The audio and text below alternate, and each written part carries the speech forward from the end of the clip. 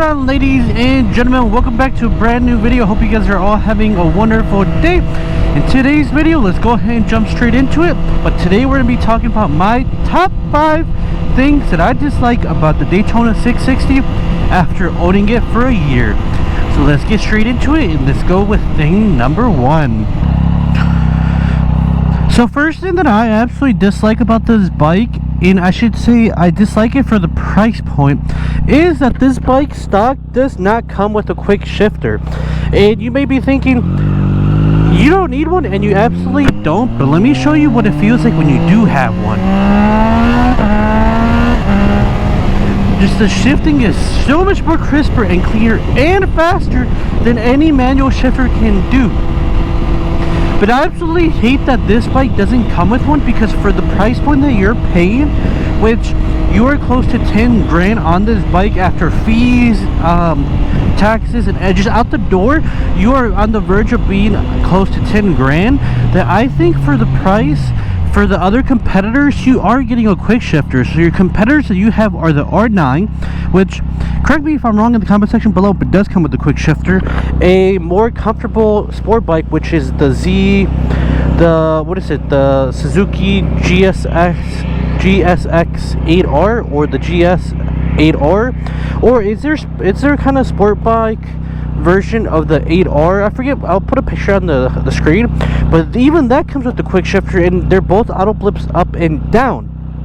However, for the Daytona and the Triumph brand, you need to pay extra. So the quick shifter itself, if I remember correctly, costs $300 to $400. Then you need to get it installed, which, granted, you can install it yourself, but then you need to get the ECU flashed and adjusted, because the bike does not come prepped and ready for quick shifter. So to me, this is a big L on Triumph, because for that much money, in my opinion, you should already have a quick shifter. Like, this is kind of replacing the Daytona 675, which is a whole different bike in a different class on its own. But Triumph, do better. You should have had a quick shifter on this bike. Number 2 thing that I dislike, and again, this is based on all the other bikes, because I'm comparing this bike to other bikes in the same class and in the same price range generally. And that's going to be the dash. So this one has a TFT, I believe, that small little box, and the rest of it is just your LCD screen. But a lot of the newer bikes, like the R9, and I believe even the Suzuki 8R, and I believe the Honda CBR 650R also come with full TFT displays, which again, to me, it's not a deal breaker. I actually love the screen that this bike comes with. It gives me everything I need. But again, when you're window shopping and looking at all these other bikes and all the other options and everything else you can get, it's like, Triumph, why wouldn't you make this a full-on TFT? I understand that for Triumph they might have elevated the cost, but again, one of those things that when you don't know or you don't have it, you don't really know what you miss out. But when you jump on another bike, especially a new bike like an R9 or any other bike that's a TFT, and you see what you could have had, it's like, man, that would have been awesome to have on my bike. But obviously I don't, so it is what it is. But that's one thing. Additionally, I think Triumph kind of missed out on this bike. And number 3, I want to say the comfortability of this bike and the ergonomics of this bike. To give you guys perspective, I am 5'9", and on a very good day, I believe I'm like 5'8 and a half, 5'8 and 3/4. As you can see, I am fully touching the floor, like both feet are touching the floor without a problem. I'm actually kind of bending my knees, so if I stand up straight, I can actually hover over the bike. So I sit very well on the bike. My body positioning and this bike for me overall, I think is fairly good. However, where I think this bike lacks for me is the rear sets. So when I put my legs up and I put my back and my butt all the way back and I'm gripping the handlebars, it's a little uncomfortable on my back. But where I think the complaint is the most, because obviously this is a sport bike, and I understand that, you know, sport bikes are not going to be inherently the most comfortable. I know that there's sport bikes that are even more uncomfortable, and, you know, super sports and all these other bikes. So relatively speaking, of course, this bike is comfortable, but my knee I don't know where they're supposed to be inherently, and this may just be my lack of knowledge, but you may not be able to see, but I have tank grips on the side and the front of this bike, and my leg sits so far down it doesn't even touch the tank grips. It doesn't even touch the tank. In order for me to touch the tank, I need to struggle and try my hardest to lift my leg all the way up. And when I do that, quite literally, my foot, I'm only the tippity top of my shoe is touching the foot peg right now. And to me, you want to put, obviously you want to move your foot a little bit, but like this is insane. Like I have to literally put my leg all the way up. So for me, I think in order for this bike to be more comfortable and for me to be able to use the tank grips and actually use the bike in a better way to actually lean over, I need a rear set that lifts my legs up. Again, this is going to be different for every single body because the triple tree and the triangle of the rear sets, where your butt is and where you get the handlebars, are different for everyone because it involves arm length, you know, leg height and overall height to be in consideration. But to me, I guess they tried to go for an overall approach for everyone, but to me this is not comfortable. And on top of that, when you're scooted all the way back and you're leaned over on long rides, this is not a comfortable ride. And furthermore, the seat that they used on this, I maybe have ridden for 5-10 minutes now and my butt's already starting to get numb. So they could have probably used some softer foam on this, but I mean, those are just kind of nitpicking a couple things. But again, I think the rear sets for this bike could have been done a lot higher, because again, that's where I don't think that my leg should be that far down, especially when I'm trying to lean over the bike. My foot does go up a little bit, especially when I'm trying to go over, but I promise you, I do not feel that tank grip or tank pad at all that's supposed to be there to help grip my leg and help support me. So at number 3, the kind of triple tree, the body position, whatever you want to call it, whatever you want to recap it as, I think is not the best for this bike.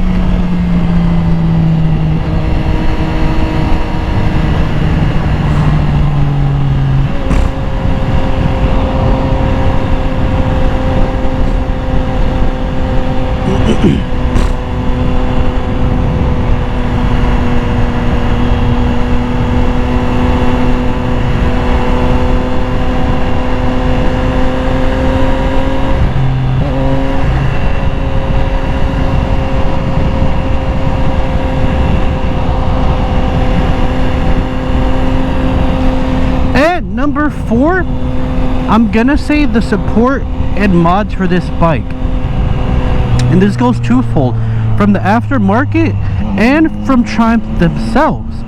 So for aftermarket, what I mean by this is that there really isn't, from my understanding, a really huge aftermarket support for this bike.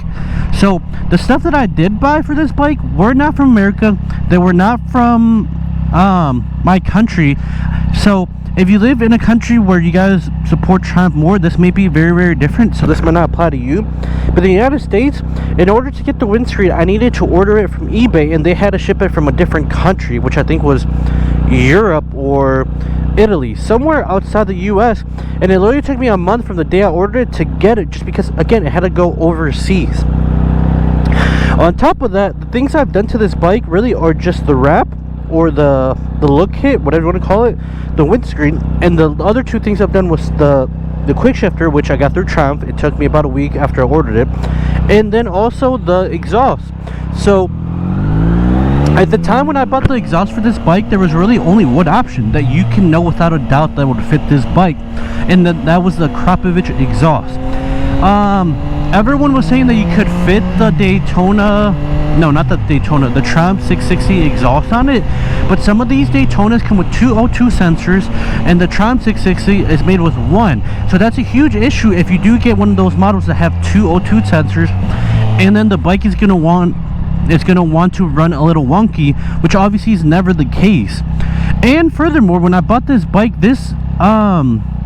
when I bought the exhaust for this bike, that exhaust actually came from Italy, which again made the time from when I ordered it to when I got it about a 2-month period, which again, From my experience, there's not a lot of support for this bike yet. I'm hoping that as time goes on, it improves more and more. But from what I'm seeing, it's probably not going to happen because one, it's a Triumph, and then two, a lot of people are not gravitating to this bike because they keep comparing it to the Triumph Daytona 675, and everyone's like, this is not a replacement to this is a worse replacement. And guys, you may be right. I've never ridden a 675, but to me, this is a great bike. I am giving you 5 reasons why I dislike this bike, but overall it is a great bike and I would highly recommend it. And then this last one of why I personally am not the biggest fan, or why one of the things I regret about this bike, doesn't really pertain to this bike, unfortunately, and you'll see what I mean.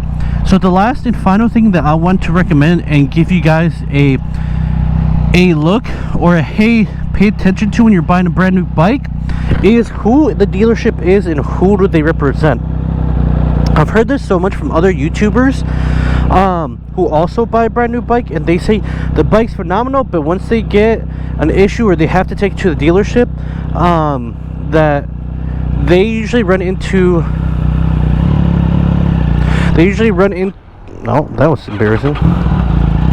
They usually run into issues with the dealership. So one person in particular that I'm thinking about, I forget who the YouTuber is, but he had a BMW S1000K, and he loved the bike, but every time he had to take it to the dealership, there was always an issue. And I bring this up because, relatively speaking, this bike with dealership stuff have been pretty good. And I would say that because I did make a video about one issue I had with getting the exhaust leak fixed, which wasn't a huge issue. I mean, it did annoy the crap out of me, but it's happened twice. The first time that I never talked about is when I got the quickshifter installed.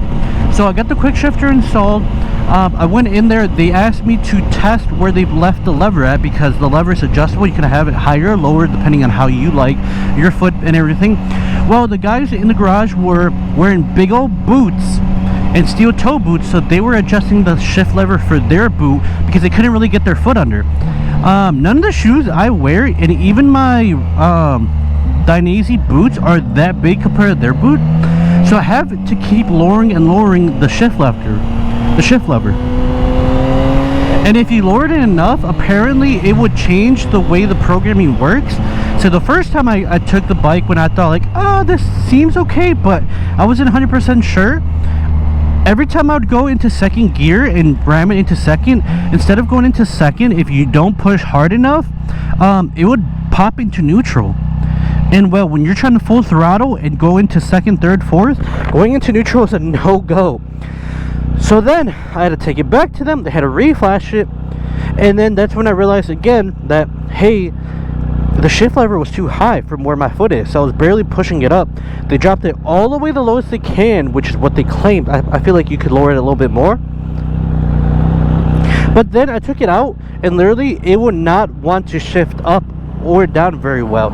So I asked them, can you please reflash it? They did, and finally they did, and lo and behold, it started working. Right now, I'm gonna be honest, unless I jam first into second, like right now, if I'm going full throttle and I don't jam it, it still has the tendency to want to go to in neutral, which I've had happen quite a bit, and honestly, it's a no-go and is very, very scary, especially when you're full throttle, because you could potentially upset or damage the bike that way, in my opinion. Obviously, I'm no expert, but... And then, guys, I'll give you a 6th reason why this bike, and more specific to this bike, I am not a fan of. And it might have been introduced because of the exhaust, because it's been quite a while since I've ridden this bike without the exhaust, like the stock one, so I don't really remember. But in comparison to other bikes, obviously I can't talk about because I haven't driven another bike, I haven't ridden another bike, I don't know much about other bikes. But this side where the exhaust is, especially on hot days that you're sitting there in traffic, it cooks your freaking leg. It gets extremely hot, and sometimes unbearably hot, where, like, honestly, my leg feels like I'm putting it on an oven roast and I'm just spinning it, or like if my legs are rotisserie chicken and just going in circles, like on that like little flame. And honestly, it is the freaking worst feeling. And some of the clips that you guys might have seen me where I'm complaining of like, this is hot, me with Philly or like whatever, it's quite literally, yes, it's hot outside, but it may be like 80 something degrees, which overall it's not terribly hot, but the bike just lets heat out like nothing. So you're quite literally just cooking in traffic, which is the worst feeling in the world. But there you guys have it. That would be my top 5 reasons why I dislike the Daytona 660 after having it for a year. However, now not speaking about the negative things, guys, don't let these issues or anything like that deter you from this bike. This bike is an amazing bike. The power to weight ratio I think is amazing. When you give it full throttle, she just wants to scream and just open up and go, and it is so gnarly. And obviously she doesn't weigh that much. And comfort wise, like I mentioned, overall she is a very comfortable bike, so I think that is very, very nice. She's very easy to flick, and honestly, to me, she is one stunning bike. Of course, the livery of the bike now, in my opinion, sells this bike a ton more, because now I think with the colors and everything, she looks amazing. Before with the red, obviously red's my favorite color, but she was just missing something else, and that was these bright colors that she has it now. Other than that, honestly, if you guys buy this, either new or used, and can get some money off of it on a used version, I think you guys are going to be getting an amazing bike. I do say that, in my opinion, this is a perfect beginner's bike. Some people argue that this bike is way too big for a beginner. But from my personal experience, obviously, I can't speak for everyone. This was my first motorcycle and the first time I ever driven one. And honestly, I do not regret getting a 660 at all. I think it is the perfect level of comfort, speed, and reliability. Because right now, I have not had a single reliability issue. All the issues I've had, either I caused them, or they were caused by adding external things like a quickshifter or an exhaust. But I do think at the end of the day, if you guys got this bike, you guys would absolutely love this bike. And yeah, let me know in the comment section below, what do you guys think about the Daytona 660? Do you think it is a cool bike? Do you guys think it's a bike that you guys would ever get, that you would want? Or do you guys think there's other 600s in the class that make more sense than getting this bike?